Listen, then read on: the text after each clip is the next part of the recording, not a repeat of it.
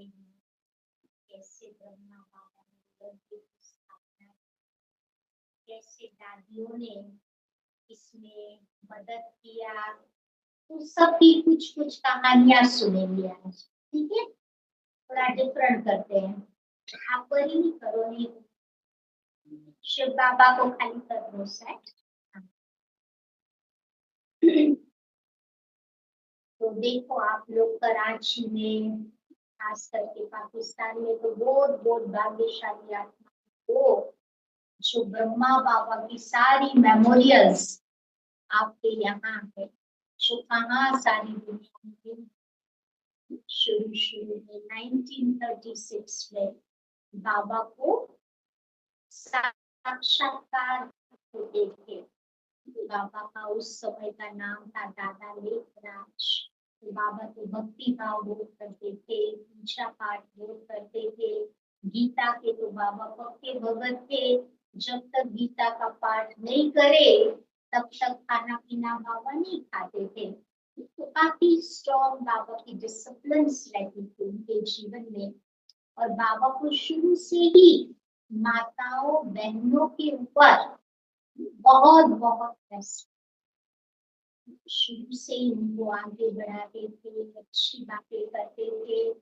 एक बार बाबा को किसी पेंटर ने वो सुंदर एक चित्र भेंट किया। उसमें शायद आपने वो चित्र देखा होगा कि क्षीर सागर में विष्णु लेटे हुए हैं और लक्ष्मी जी उनके पांव दबाती है। बाबा को जब ये चित्र दिया तो बाबा ने उस पेंटर को कहा कि इस चित्र से लक्ष्मी को अलग करो, क्योंकि वो दासी बन के क्यों पांव दबावे, दोनों का इक्वल स्टेटस होना चाहिए। तो बाबा को शुरू से ही वो चीज नहीं पसंद थी, बहुत रेस्पेक्ट था माताओं बहनों के प्रति। बाबा को बहुत दयालु हृदय के थे। ऐसी वैसी बातें बाबा को सहन भी नहीं होती थी। तो जैसे एक भगत का जीवन होता था, ऐसे ही बाबा का जीवन पूरा उस समय भक्ति मार्ग में चल रहा था। लेकिन एक दिन क्या हुआ कि बाबा को साक्षात्कार हुआ, और वो साक्षात्कार विष्णु चतुर्भुज का साक्षात्कार। और विष्णु ने बाबा को कहा तत्वम असि, तुम्हें भी मेरे जैसा। और उस समय तो बाबा विष्णु को तो भगवान मानते थे। तो बाबा सोचने लगा कि वे मनुष्य आत्मा कैसे भगवान बन सकती है, ये तो पॉसिबल ही नहीं है। फिर बाबा को तो 12 गुरु 13 गुरु किया था बाबा ने। बाबा अपने गुरु के पास गए, पूछा कि वे मुझे ऐसे ऐसे साक्षात्कार हुआ, उसका मतलब क्या होता है। तो फिर गुरु के चेहरे पर भी वही आश्चर्य देखा। उनको उतना ही पता था जितना बाबा को पता था। या तो फिर धीरे धीरे बाबा सोचने लगे कि इन सब गुरुओं से भी ऊपर कोई सतगुरु है, परमात्मा गुरु है। तो बाबा ढूंढ रहे थे कि वो परमात्मा गुरु है। बाबा तो इतने घर में भी सब था, बाबा के घर में घरों में काम नौकर वगैरह कर रहे थे, लेकिन जब गुरु आता था तो सारे काम बाबा खुद करते थे। बहुत रेस्पेक्ट था बाबा का गुरुओं के प्रति। तो एक बार बाबा के घर में सत्संग चल रहा, गुरु आए हुए थे, बाबा भी सत्संग में बैठे हुए थे। बाबा को कुछ सत्संग से आप पे क्यों, बाबा चले गए अपने कमरे में। भक्ति में कैसे मानते हैं ना, गुरु सत्संग करे आधे में से आप उठ जाओ तो ये गुरु का एक इंसल्ट होता है, ऐसा भक्ति में मानते हैं। तो फिर बाबा तो उठ के चले गए। तो फिर उनके घर वालों ने सोचा कि शायद बाबा की तबीयत ठीक नहीं है, क्या हुआ, क्योंकि कभी बाबा आधे से नहीं उठे थे। फिर बाबा के कमरे में जाके देखा तो सबसे पहले देखने वाली बाबा की बहू थी। है। दादी दृश्यंता तो क्या देखा उसने कि बाबा का पूरा कमरा लाइट फील किया और बाबा की विभूति से भी लाइट लाइट आ रही थी और दादी ने शब्द सुना, शिवो अहम ज्ञान स्वरूपम, शिवो अहम, शिवो अहम। तो वो शब्द जैसे दादी ने सुने वो तो हैरान हो गए कि बाबा के साथ ये क्या हो रहा है या। लेकिन थोड़ी देर दादी ने वेट किया कि बाबा जब तक अपने ओरिजिनल स्टेज में नहीं आते थे तब तक इंतजार किया।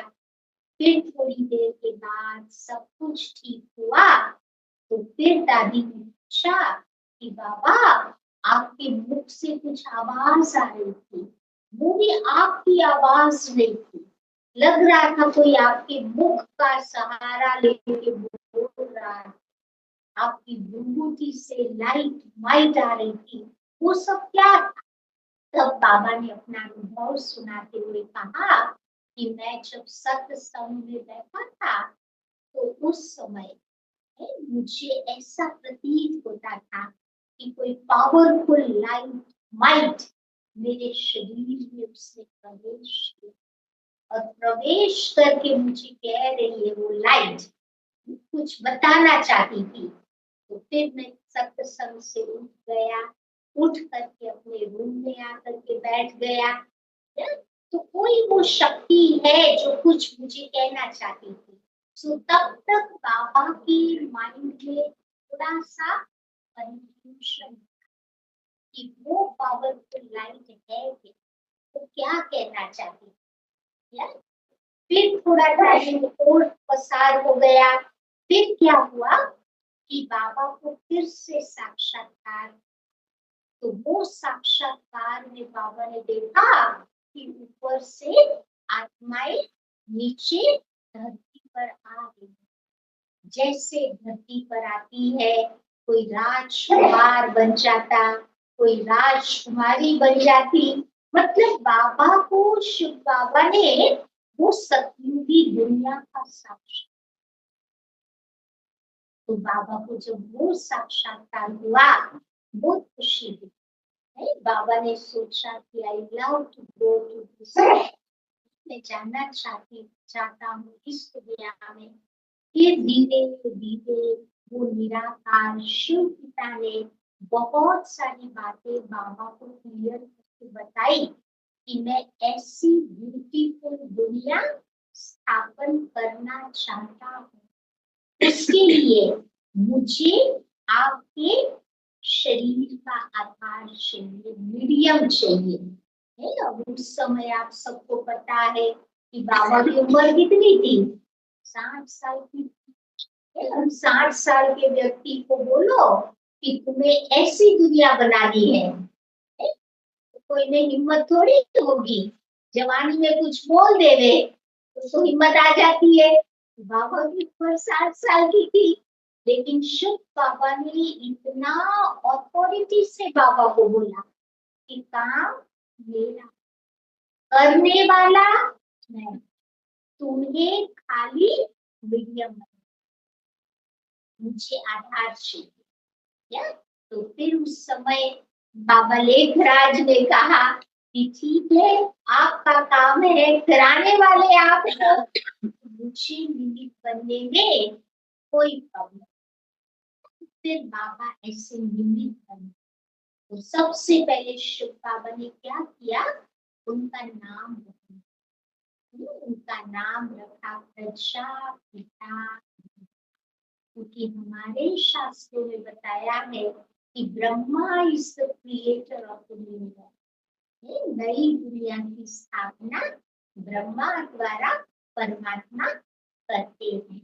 तो सबसे पहले बाबा का नाम बदला, प्रजापिता ब्रह्मा। हमारे शास्त्रों में एक कहानी लिखी है, तो उसमें बताते हैं कि ब्रह्मा ने कैसे दुनिया रची।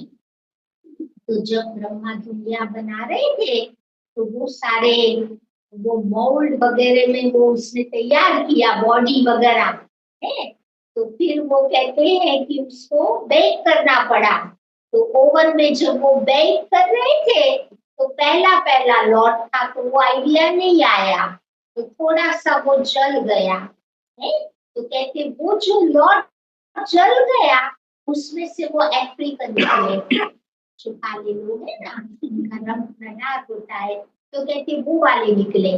फिर दूसरा लॉट वो कर रहे थे, है, तो डर लग रहा था ना कि ये कहीं जल नहीं जावे, तो जल्दी जल्दी निकाल लिया। तो कहते वो गोरे लोग निकले, वो अच्छा हो रह गया वो वाला लॉट है। तो फिर तीसरा बारी जब उनको करना था तो एक्सट्रीमली ध्यान रखा कि पहला जल गया, दूसरा कच्चा रह गया, अब तीसरा परफेक्ट होना चाहिए। तो वो तीसरा जो लॉट निकला ना, ये बार ये हम लोग निकले।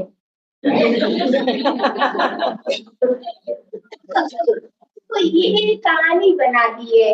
लेकिन आप देखो जो ब्रह्मा बाबा थे ना, तो सबसे ज्यादा पालना किसने लिया? नदियों ने ली है, यहाँ के सिद्ध के, जिन्होंने डायरेक्ट बाबा की पालना ली। कितनी बाबा ने उनके ऊपर मेहनत की, को तैयार किया, 14 साल तपस्या करवाई। कराची में अभी भी यहाँ यादगार है ना कि कुंज भवन की जो बिल्डिंग, ये आपके यहाँ स्कूल चलती है, मैं भी देखने के लिए गई थी वो वाली स्कूल। अभी भी आप देखो वो वाइब से है वहां पे, वो पीली गाती थी।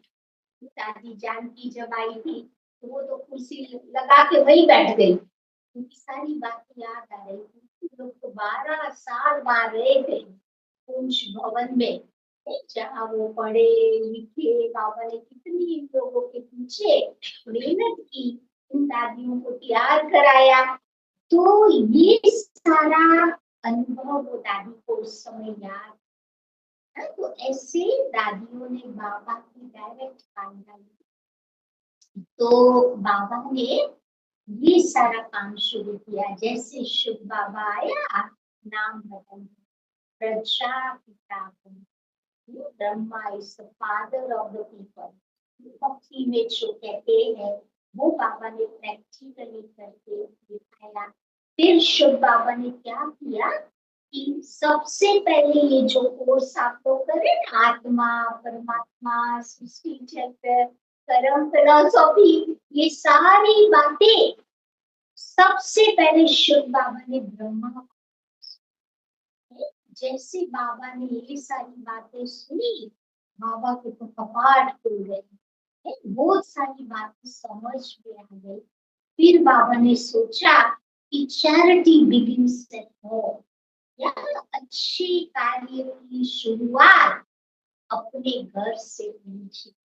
या तो फिर हैदराबाद में वो जो बाबा का मकान था, वो मंडी वाला घर, तो उस घर में सत्संग, ओम की ध्वनि उच्चारण, सब दादियां उस समय तो सब छोटे छोटे थे, तो वो सारे अपने घरों से आना शुरू किए। ओम की, अब वो यज्ञ की शुरुआत थी। तो शुरुआत में शिव बाबा ने साक्षात्कार के सारे पाठ चलाए हैं। जैसे बाबा बैठते थे उनको बाबा ने, कोई को कृष्ण का साक्षात्कार होता था, कोई को राधे का साक्षात्कार होता था, कोई को स्वर्ग का साक्षात्कार होता था। तो ऐसे करते करते वो मंडली स्थापना हुई। अभी भी वो बिल्डिंग में वहां देख के आई, बिल्डिंग के ऊपर ओम लिखा हुआ। तो मैं अंदर में गई तो वो भाई अभी तो यहाँ के कोई मुसलमान का घर, वो लोग रह रहे थे। तो मैंने कहा कि ये मेरे ग्रैंडफादर का घर है, आधी दुनिया क्रॉस करके मैं देखने के लिए आई हूँ। क्या? तो फिर मेरा ड्रेस देख करके मेरे को कहता है तुम इंडिया से आई हो? मैं इंडिया से नहीं आई हूँ, मैं न्यूजीलैंड से आई हूँ, बहुत दूर से आई हूँ।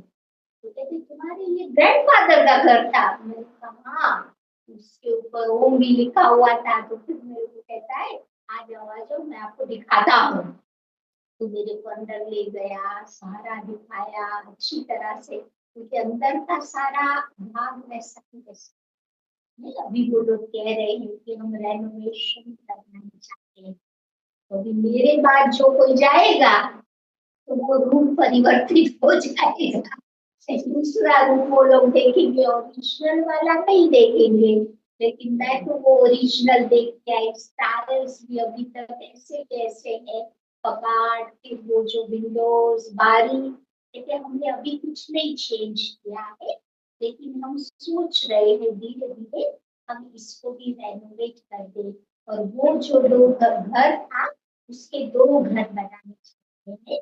तो एक घर में एक भाई रहे, दूसरे घर में दूसरा भाई रहे, तो वो सारा प्लान इन्होंने मुझे, तो मतलब ये बाबा की यात्रा, तो वहां पर बाबा ने ओम मंदिर की स्थापना, बहुत सारे भाइयों उस समय तो छोटे छोटे थे, वो सारे आते थे।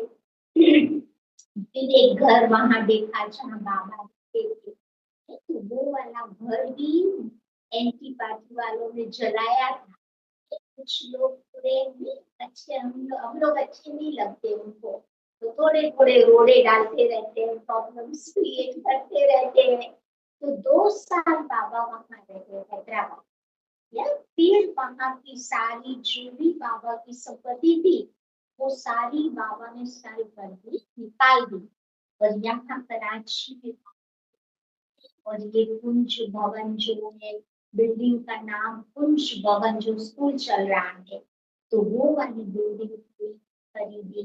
तो कितने 200-300 के करीब भाई बहन रहते थे, वहां क्लास करते थे, दादियां उनको पढ़ाती भी थी, या उसके बाद बाबा वहां नहीं रहते थे, बाबा का यहाँ बाजू में ही आपके ना नजदीक में ही घर है, उसका नाम है गुलिस्तान। तो बाबा अपनी फैमिली के साथ और मम्मा ये कुंज भवन में रहती है, तो वहां पर उनकी पढ़ाई सब कुछ ज्ञान योग चलता था। तो 12 साल बाबा वहां रहे, सब दादियों को बहुत अच्छी तरह से ट्रेन, ज्ञान योग सिखाया, एक बाप का प्यार दिया, उनकी पालना की, उनको योग्य बनाया। उसके बाद फिर 1948 में वो पार्टीशन हुई, वो तो कहानी आप सबको पता है, या थोड़ी नारे खेल शुरू हो गया, या फिर शिव बाबा ने ब्रह्मा बाबा को बोला कि अब ये सारी संस्था भारत में शिफ्ट किया, क्योंकि पार्टीशन के बाद ये पाकिस्तान बन गया, वो भारत बन गया, या? तो फिर 1950 में बाबा ने दीदी मनमोहिनी को भेजा, और भाऊ विश्व किशोर दादा, जो बाबा का लौकिक में भाई का बेटा, तो उन दोनों को भेजा कि आप जाओ, वहां जाकर के ऐसी कोई जगह ढूंढो जहां पर हम पूरा ऑर्गेनाइजेशन वहां शिफ्ट कर सके। तो कराची तक वो मंडी था, उसी रूप से ही वो पॉपुलर था। तो फिर भारत में दीदी मनमोहिनी और भाऊ 2-4 जने आए, तो ढूंढते ढूंढते माउंट आबू पहुंचे। तो वहां पर एक राजा की कोठी थी, ब्रिज कोठी उसको बोलते हैं, तो वो कोठी किसी ने दीदी को दिखाई, और घर बहुत बड़ा था, सोचा कि इस घर में हम सारे भाई बहन आ सकते हैं। फिर बाबा से बात किया, तो बाबा भी खुश हो गए कि जो आप लोगों ने डिसाइड किया। फिर धीरे धीरे सारे बाबा के बच्चे 250 से 300 तक की संख्या, तो सारे वो ट्रेन में बैठ करके ओखा बंदर उतरे, स्टीमर में आए, ओखा बंदर उतरे, वहां से ट्रेन में आबू रोड आए, फिर माउंट आबू गए। तो वो यहाँ से जब वो लोग माउंट आबू गए, तो माउंट आबू की तो हालत दूसरी थी, वहां तो बहुत ठंडी होती है, क्योंकि हिल स्टेशन है, 8,000 फीट ऊपर है सी लेवल से, तो आप समझ सकते हो ना, बहुत ठंडी थी। और यहाँ के रहने वालों के लिए थोड़ा ज्यादा लगे, कराची में ठंडी पड़ती है ना, आपकी 12 महीना जस्ट अबाउट सेम वेदर रहती है। तो दादी निर्मल शांता थी, बाबा की लौकिक की बेटी थी वो, तो उसको एस्थमा का प्रॉब्लम रहता था। तो एस्थमेटिक पीपल के लिए ठंडी वेदर ठीक नहीं होती थी। तो एक बार क्या हुआ, वहां माउंट आबू में दादी को एस्थमा का अटैक था। तो शुरू शुरू में तो कोई दादियां डॉक्टर के पास नहीं जाती थी, कहते हम क्यों जा रहे उनके पास, हमारा तो डॉक्टर बाबा है। इतना बाबा में विश्वास दादियों का, तो कोई डॉक्टर के पास नहीं जाते। और बाबा उनको ये जड़ी बूटियों की दवाई देते थे और ठीक भी हो जाते थे। तो एक बार दादी को थोड़ा भारी अटैक आया एस्थमा का। तो बाबा ने एक ट्रांस मैसेंजर को बोला कि भाई तुम जाओ शुभ बाबा को पूछ के आओ कि बच्ची को क्या दवाई देवे। तो वो गया ट्रांस मैसेंजर गई, बाबा को पूछ के आई। तो बाबा ने बोला कि बच्ची के ऊपर ठंडा ठंडा बर्फ का पानी डालो, ठीक हो जाएगी। अभी वो मैसेज आया। अभी आप देखो, कोई व्यक्ति के ऊपर समझो एस्थमा का अटैक हो, उसके ऊपर बर्फ का पानी डालो तो क्या होगा, मर जाएगा ना बेचारा, ऑलरेडी पीड़ित है ठंडी से। तो वो मैसेज आया, मैसेंजर वो लेके आई संदेशी।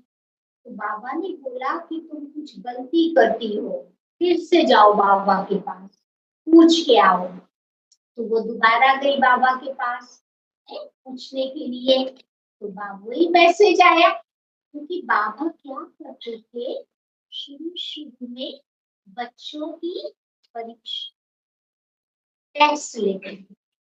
कितना बाबा में उनका विश्वास है। फिर से वही का वही मैसेज लेकर के आई। तो फिर बाबा ने बोला तुम ही पानी डालो, जैसे बाबा ने बोला।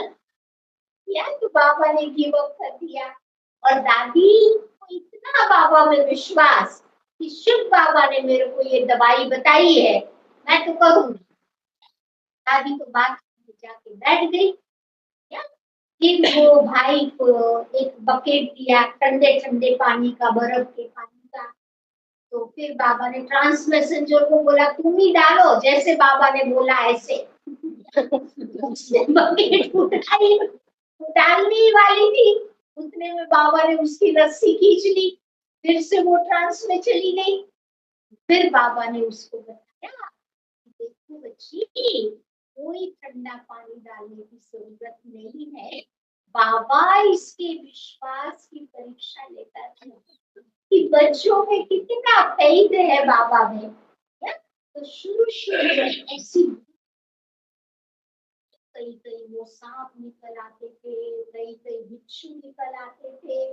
ठंडियों में थोड़ा गर्म होता था वेदर उस समय, और ये सब दादियां तो यूज्ड नहीं थी, कि कई दादियां तो अच्छे अच्छे घरों की थी जो कभी कुछ देखा नहीं था। तो बाबा ने उन लोगों को सारा काम सिखाया, कार की सफाई करना, जूते बनाने का काम, भोजन बनाने का काम, तौलिया बनाने का काम, ए टू जेड सारा बाबा ने सिखाया।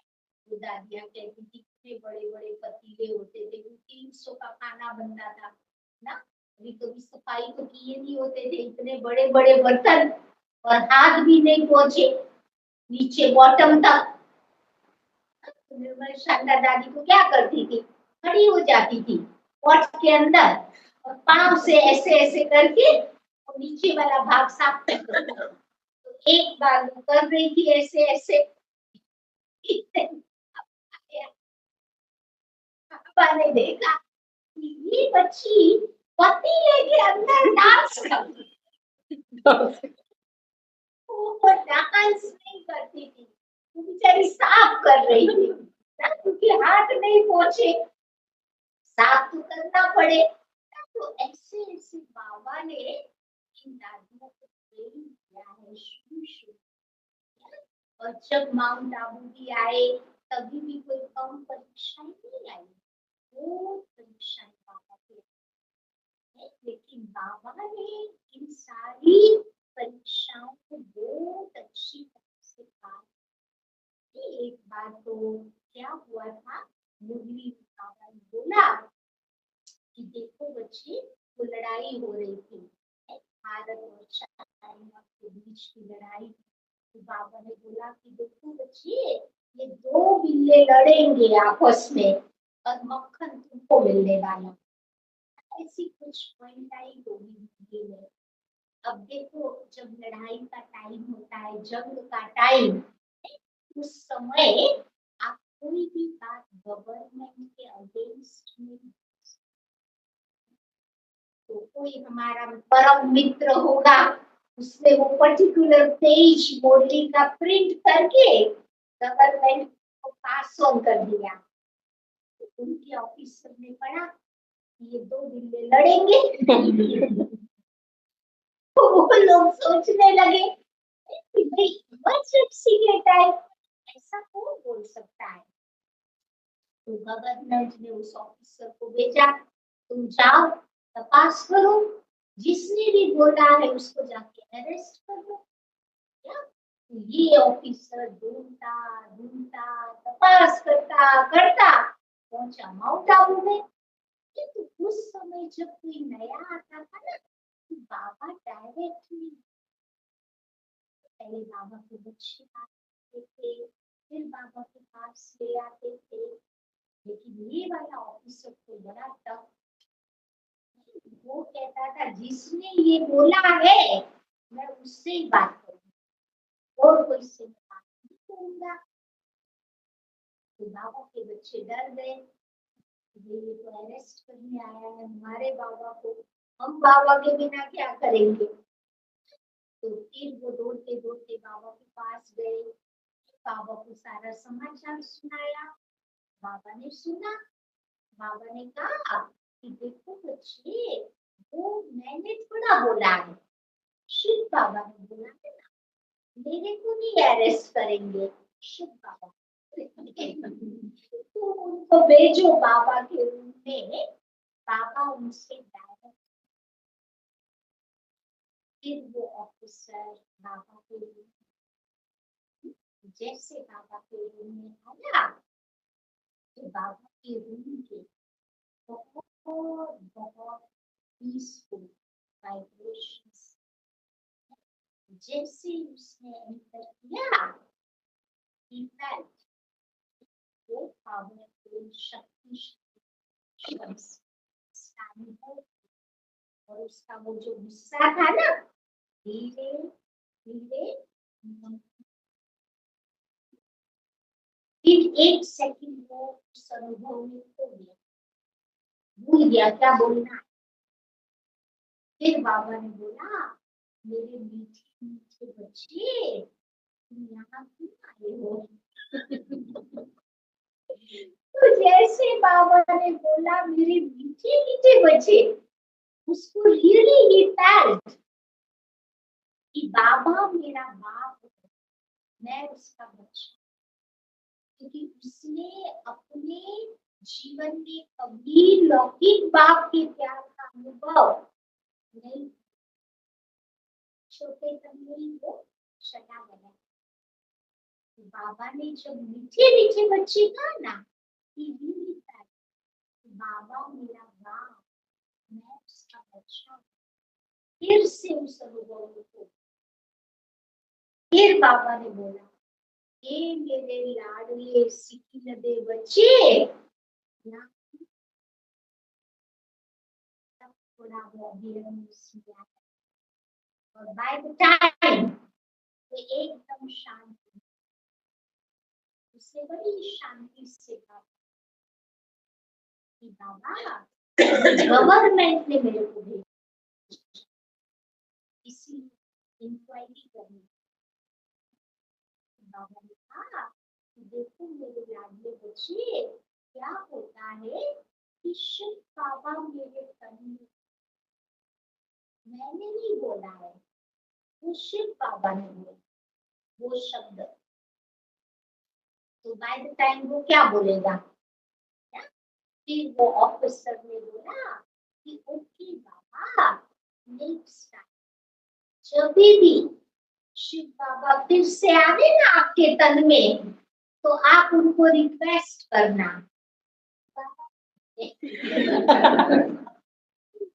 तो आप देखो जब वो आया था बाबा के रूम में, इतना गुस्से में, इतना डिस्टर्ब था, और जब वो गया पीसफुल, रिलैक्स, हैप्पी, ये मैजिक बाबा के स्टेज। तो बाबा ने शिव बाबा को इतना याद किया, याद कर करके बाबा ने वो अपनी, तो हमें भी प्रेरणा मिलती है। कभी भी हमारे जीवन में ऐसी कोई बातें आए तो हमें भी डिस्टर्ब नहीं होना, बाबा की तरह शांत। शिव बाबा को बताइए कि मुझे क्या राइट डिसीजन बनती है, और अच्छी से मेरा फैसला हो जाए।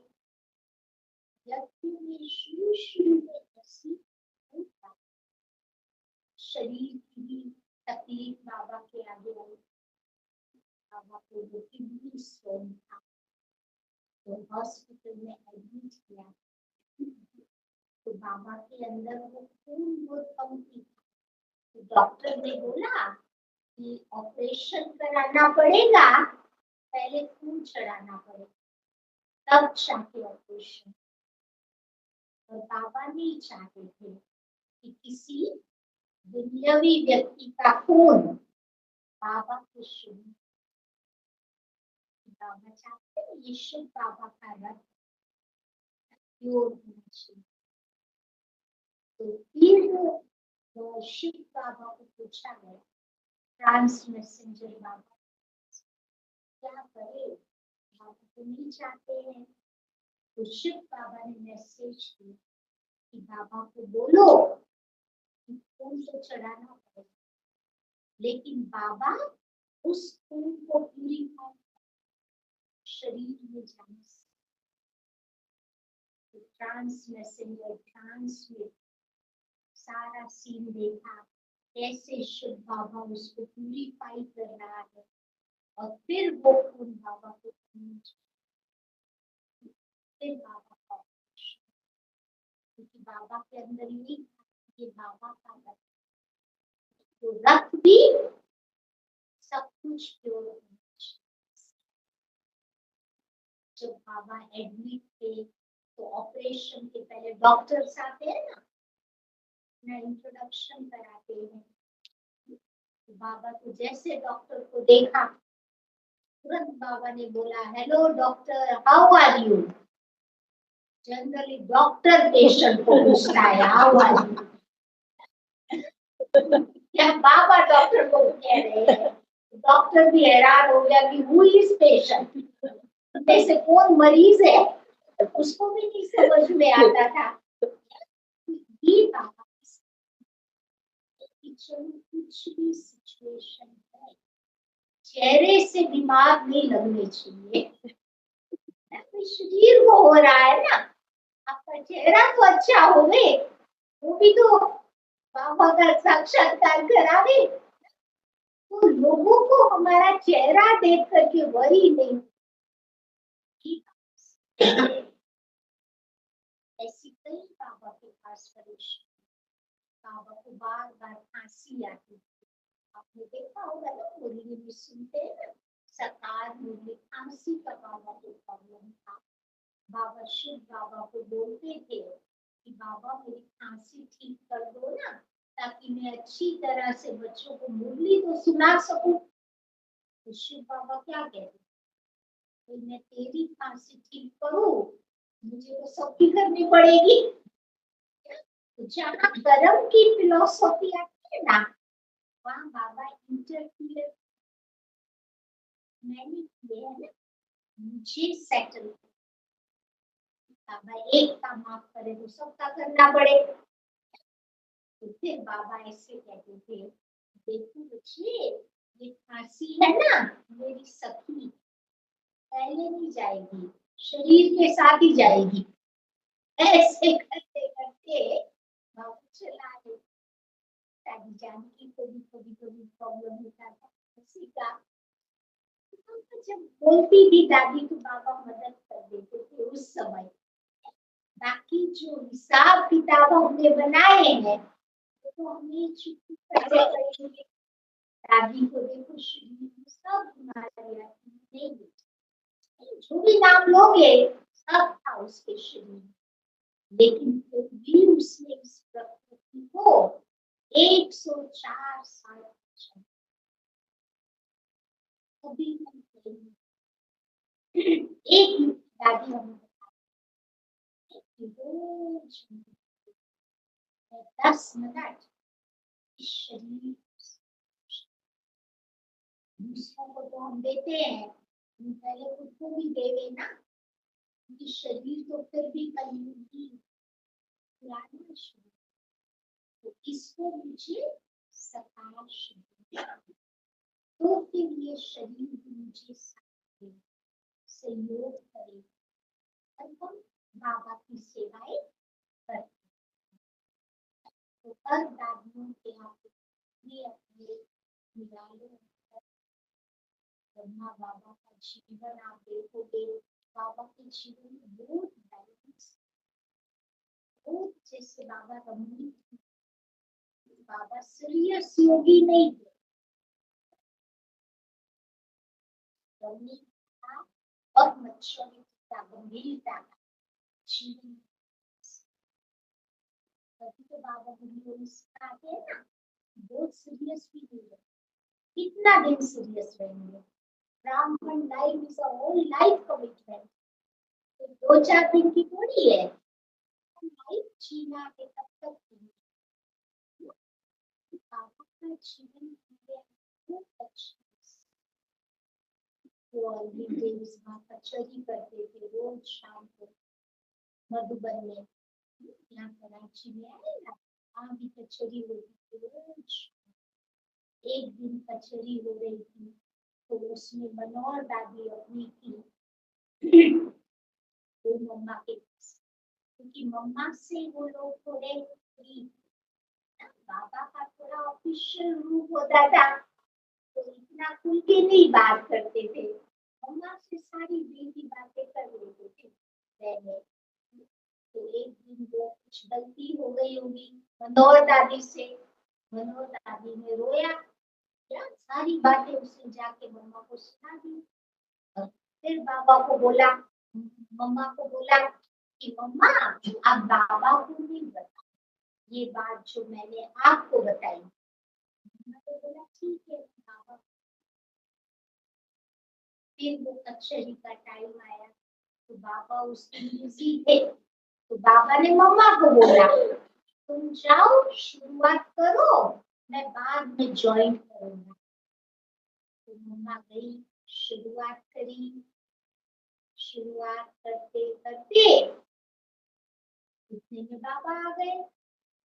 फिर बाबा ने पूछा कि मम्मा आज किसी बच्चे ने कोई गलती की, तो मम्मा को तिलकी से जवाब देना था, मनोहर दादी बोल के गई थी बाबा को नहीं बताना।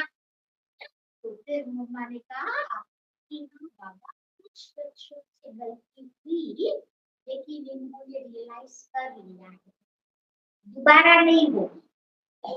फिर बाबा ने पूछ लिया कि बच्ची किसने गलती की, देखो मम्मा ने कितनी अच्छी तरह से बताया। अब बाबा खुद पूछ रहे हैं, जिसने भी गलती की खुद ही बाबा को बता दो। मनोहर दादी खड़ा होना बताया। फिर बाबा ऐसे हंसते हंसते कहते थे कि मम्मा जो रोने वाले बच्चे हैं ना वो तुम्हारे बच्चे, हंसने वाले बच्चे मेरे बच्चे हैं। जनरली डॉक्टर को आप देखो ना, रोते रोते बच्चे कहाँ जाते हैं, माँ की गोद में ही तो जाते हैं। और हंसने वाले बाप के पास रहते हैं, तो ऐसे बाबा सब धार्मिकों के अपने यज्ञ के शुरू के जो अनुभव थे, कभी कभी जब उनके दिन आते हैं तो हम लोग भी उनके अनुभवों को सुनते हैं। बहुत सारी प्रेम इन लोगों ने इतना पुरुषार्थ किया, हम भी अपने जीवन ऐसे कुछ इन बाबा को दादियों को फॉलो करते हुए हम भी ऐसे ब्रह्मा बाबा के 1937 आज देखो 2000 पूरा होने वाला लास्ट मिनट तो आप देखो इतने सारे इतनी 130-40 देशों अब तो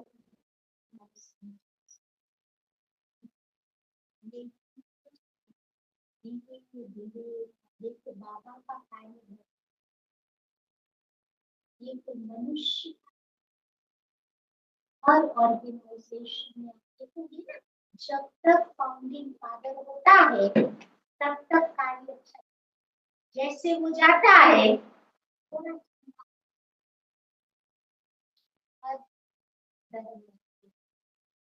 लेकिन हमारे यहाँ ब्रह्मा बाबा के बाद ही आज तक शिव बाबा अपना कार्य दिन प्रतिदिन सोचा मधुबन में बाबा नहीं आएंगे तो लोगों का आना कम हो जाएगा, लेकिन मैं अक्टूबर की मीटिंग में थी मधुबन में 5000 डायमंड हॉल में है, आज भी कम थोड़ा हुआ। ये बताता है कि ये किसी व्यक्ति का काम है, डायरेक्ट शिव बाबा अपने बच्चों के, हम लोग भी कहते हैं जीवन हमने किसको दिया है, शिव बाबा। ब्रह्मा ने भी अपना जीवन बाबा को, ब्रह्मा बाबा कोई हमारा गुरु नहीं, ब्रह्मा बाबा एक हमारे आगे के एग्जाम्पल सेंटर, उसने जो पुरुषार्थ किया हम भी उनको देख देख कर अपने जीवन में गाइड के रूप में फोटो हम कभी कभी सामने घरों में भी लोग रखते हैं ना अपने फादर का फोटो, ग्रैंड फादर का फोटो, ये हमारा अलौकिक जिसने बहुत मेहनत करके ये पूरे यज्ञ सबको इतना पढ़ाया लिखाया आगे करा और अभी तक भी वो अपना कार्य कर रहे हैं। तो कई आत्माओं को आप देखो अनुभव कि बाबा सूक्ष्म शरीर से आज भी कईयों को प्रेरणा देते हैं। कई लोग अपने अनुभव बताते हैं से भी किसी को अनुभव हुआ होगा, बाबा को देखा होगा गाइड कर रहा राइट जगह पे जाओ। मैं भी ज्ञान ले आई 6 महीने पहले से मैं बाबा को देखी, उस समय कुछ पता नहीं, लेकिन बाबा गाइड कर रहा था कि सेंटर सेंटर धीरे धीरे ज्ञान को समझा अपना जीवन बन गया। तो ऐसे बाबा आज भी देख आगे बहनों के, तो ये सारी दुनिया में एक बिगेस्ट ऑर्गेनाइजेशन जो माताओं बहनों के बाद इससे बड़ा कोई ऑर्गेनाइजेशन तो पैगाम, इसलिए हमारे पास भाई नहीं, भाई भी है एडमिनिस्ट्रेशन माताओं बहनों से क्यों करा,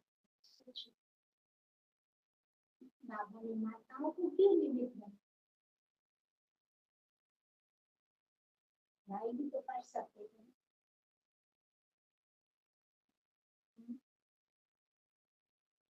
क्या करूँगा? भाई वो सब करते थे, इनको कोई आगे नहीं था पहले, सबसे पहले भाई ही आगे थे ना। इसलिए इनको बोला मैंने पहले ऐसे ही था ना, साधु सन्यासी बनने का अधिकार, शास्त्र पढ़ने का, ये सब भाइयों को था, बहनों को नहीं था। क्यों बोला लेडीज? ऐसा कुछ तो देखा होगा ना। दुखी ज्यादा, अत्याचार बहुत थे, तो इसीलिए उनका स्थान थोड़ा नीचे था, तो ऊंचा उठाया, बैलेंस कर दिया। गाड़ी के दोनों पहिए समान होने चाहिए ना, तो गाड़ी चलेगी नहीं, कैसे चलेगी? लेकिन बाबा ने बहुत कुछ बहनों माताओं में देखा। जैसे बाबा ने सबसे पहली बात देखी वो गुण विशेष, माताओं बहनों के जो गुण, जैसे नम्रता की शक्ति, जैसे मधुरता की शक्ति, सहन शक्ति, तो ये गुणों को देख करके बाबा ने उनको मिले। फिर आप देखो भारत में जो भी नदियां आप देखोगे ना, सारी बहनों के नाम, गंगा, जमुना,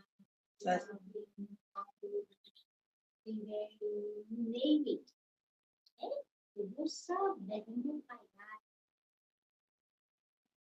फिर आप देखो कि कभी कभी भक्ति मार्ग में भी देवियों की कितनी महिमा, देवियों की मूर्तियां भी कितनी फर्स्ट क्लास बनाकर, जो 9 देवियां है,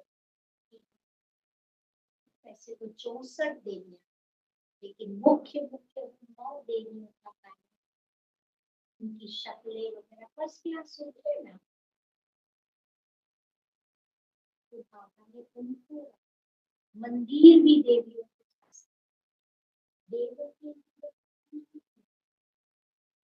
हनुमान का नायन है, गणेश का अलग है चेहरा, लेकिन देवियों की तो फर्स्ट क्लास इमेज है, तो उस कारण फिर आप देखो भारत में गाय को भी माता, गौ को भी माता, तो वो भी इस संगम की, तो ये बाबा ने बहनों में देखी ये सब, तभी बाबा ने उनको मिले। तभी हमारी संस्था का नाम क्या है? ब्रह्मा कुमारी। एक तो भाई आया, ये ब्रह्मा तो ब्रह्मा कुमार होता तो अच्छा था, भी आ जाते, क्योंकि वो हमारा नाम सुन के समझते ये बहनों की संस्था है। परंतु मेजॉरिटी बहनों, आज भी तो देखो मेजॉरिटी तो सब जगह ऐसे ही होता है।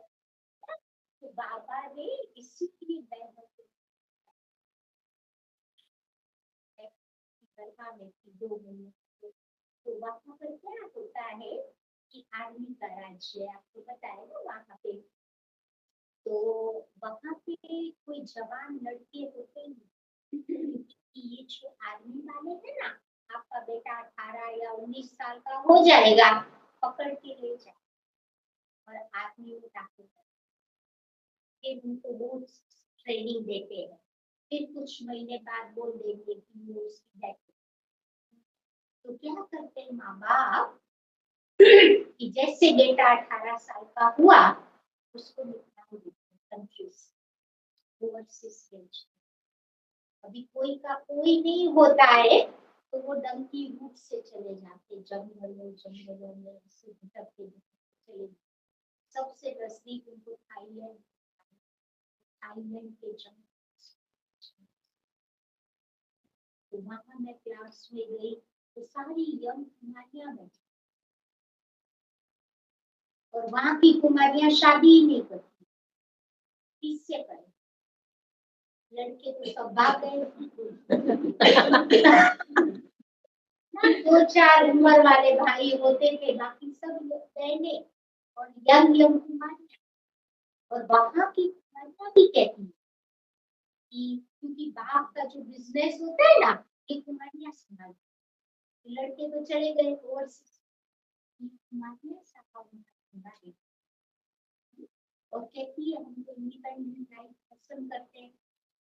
इतनी तो ब्रह्मा कुमारियां बन जाती है, कितनी 80 कुमारियां, मैंने क्लास कराया 80 कुमारियां रंगून में।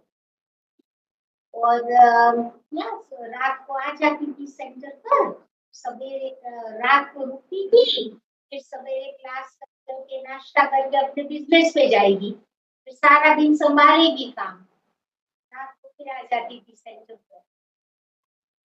ये कुमारियां, चलो ब्रह्मा कुमारियां नहीं बनी तो वो बुद्धिस्ट नन बन जाती, बुद्धिस्ट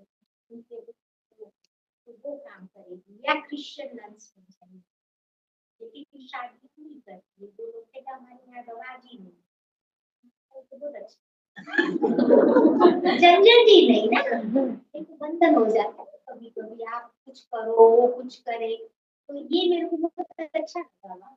शादियां ही नहीं करते वो लोग, और वो जो बर्मीज लोग शादी करते हैं ना, तो यहाँ लड़की जाती है लड़के के घर, तो वहां लड़का आता है लड़की की शादी करके, उल्टा रवाज है वहां पे।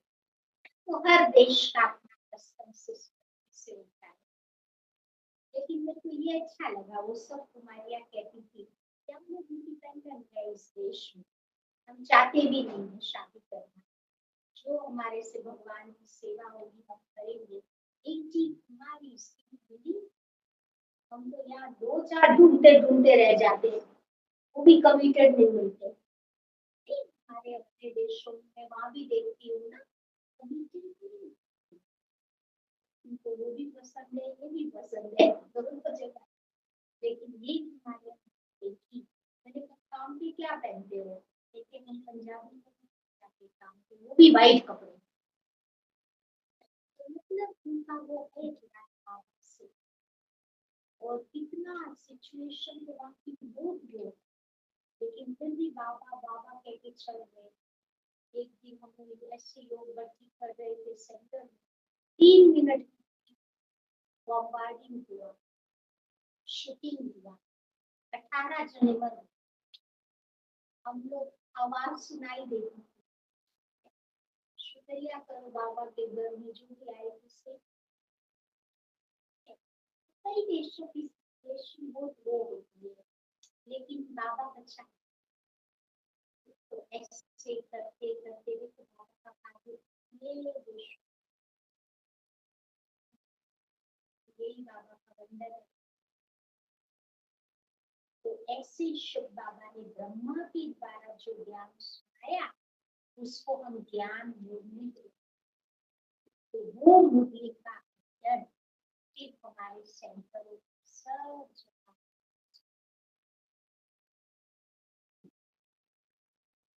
तो ऐसे सेंटर में क्लासेस चलेंगे, पंजाबी योग करो, फिर ज्ञान मुरली सुनो, ऐसे सारी कभी कभी आप लोग आओगे सुनोगे ज्ञान मुरली, बहुत अच्छा लगेगा, तो वो शब्द जब सुनोगे ना, बड़ी ऑथोरिटी का शब्द, कोई मनुष्य ऐसे भी बोल सकता, भगवान के शब्द, तो ऐसे सारी दुनिया में सारे ब्लैक व्हाइट येलो ब्राउन सब प्रकार के लोग हैं, इकट्ठे बैठे, सचमुच में लगता है कि दुनिया एक पूरा परिवार, पशु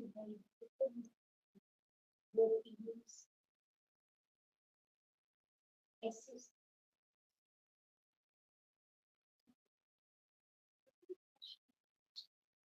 कोई भी एक्टिविटी है इन लोगों की, अमित भाई और भी कुछ है ना, तो मुझे ना बोल सकती तो सारे सकते हैं बच्चों की,